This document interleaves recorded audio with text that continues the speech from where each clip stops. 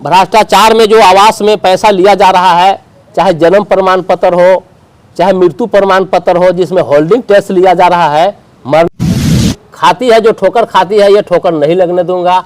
ये वादा करता हूं कि जनता के बीच जा करके जनता के घरे उसका समस्या का समाधान के लिए काम करूंगा। कि एकदम दर्दनाक रूप से दबाव देते हुए, धमकी दे दे करके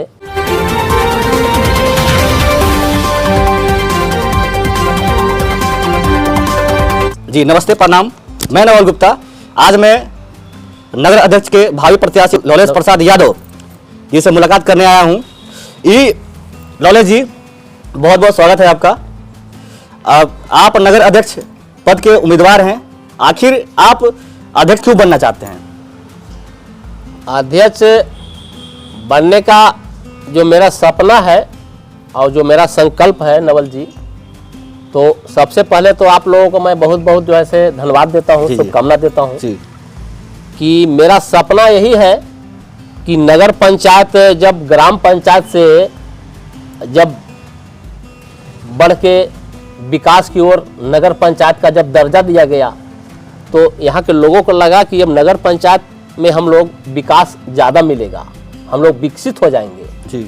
लेकिन इसमें विकास के जगह पर बिल्कुल जो है शोषण, लूट और भ्रष्टाचार उत्पन्न हो गया जी। अब इसी के खिलाफ मैं जो है से नगर पंचायत में आना चाहता हूं, जनता की सेवा करना चाहता हूं और जनता की अदालत में मैं जो है अपने कर्मों के आधार पर, जनता की सेवा के आधार पर मैं जनता के बीच पुनः जनता की सेवा करने के लिए मैं आ रहा हूं जी। इसमें बहुत बुनियादी समस्याएं हैं जी। अनेकों समस्याएं हैं, जैसे शिक्षा की समस्याएं हैं, जल की समस्याएं हैं, स्वास्थ्य की समस्याएं हैं, रोजगार की समस्याएं हैं जी और विकास की समस्याएं हैं जी। लौलेश जी, अभी यहाँ पर आपको रोकेंगे हम। जो आपने जल की समस्या बताए कि हम देखते हैं कि छतरपुर में नगर पंचायत में जल संकट काफी चरम पे है। जी जी। गर्मी आने के बाद यहाँ के लोग जल से काफी प्रभावित हो जाते हैं। तो जब आपको लोग एक पद दे देंगे तो उस पद के उपयोग से आप लोगों को जल का अभाव से कैसे दूर कीजिएगा? इसमें जो सरकारी प्रावधान के अनुसार करोड़ों रुपया का बजट जो है जल से संबंधित सरकार के द्वारा यहाँ आती है, उसका सदुपयोग करते हुए जो सबसे पहले महत्वपूर्ण जरूरी है जल, इसलिए उस बजट का उपयोग जल प्रबंधन में किया जाएगा।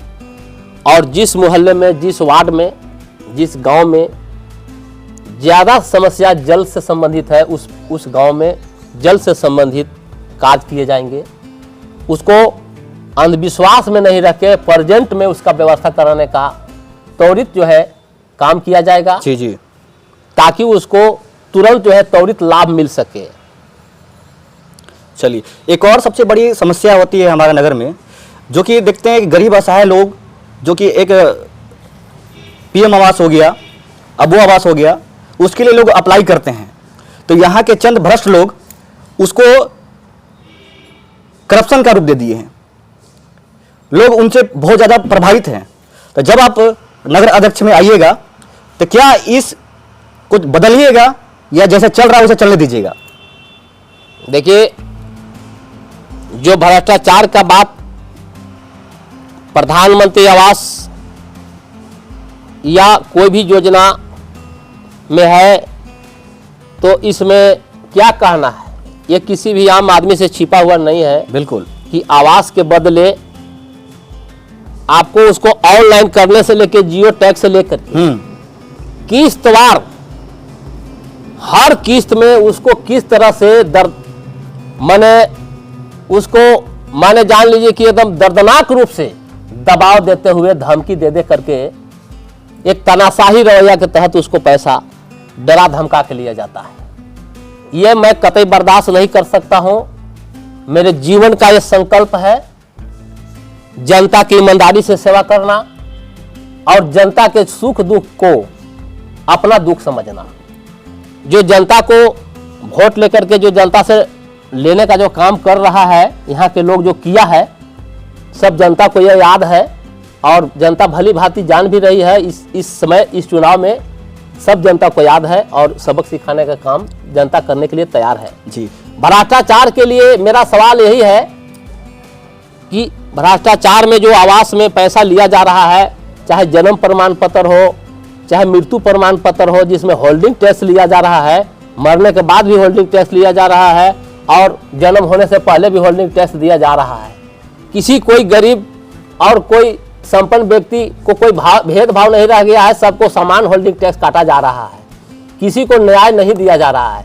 इस पर विराम लगेगा और इस पर नकेल कसाएगा और जो भ्रष्टाचार में रूपी जो पैसा लेकर के जो सरकारी खजाना में जो लूट मचा हुआ है, इस पर सबसे पहला मेरा प्राथमिकता है, इसको जड़ से खत्म करूंगा। जी लॉलेश जी, एक और सबसे बड़ी समस्या है जो हम देखते हैं, आम लोगों की समस्या है स्वास्थ्य को लेकर। यहाँ की अनुमंडलीय व्यवस्था काफ़ी बोल सकते हैं कि एक चरम पे हो गया है, तो क्या इसका निराकरण आपके माध्यम से होगा जब आप सत्ता में आइएगा, या जैसे चल रहा है वैसे इसको चलने दीजिएगा? जो व्यवस्था है ये परिवर्तन होगा और इसको मैं विश्वास दिलाता हूं कि 100% परिवर्तन होगी।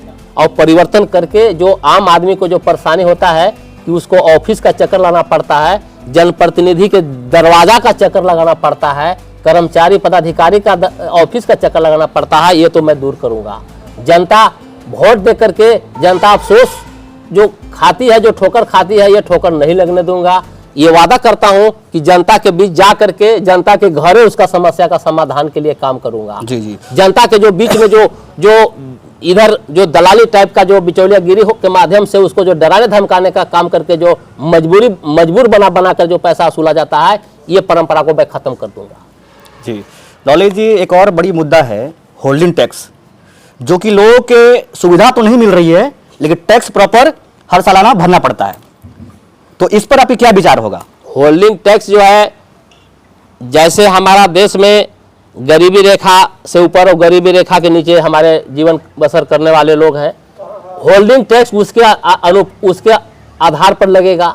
ऐसा नहीं है कि जो गरीब आदमी है उसको अधिक होल्डिंग टैक्स देना पड़े और जो सक्षम लोग हैं उसको एकदम कम जो है होल्डिंग टैक्स देना पड़े। गरीब को होल्डिंग टैक्स का एक बोझ जो बढ़ा हुआ है, इसको मैं सुधार करने का काम करेंगे। चलिए।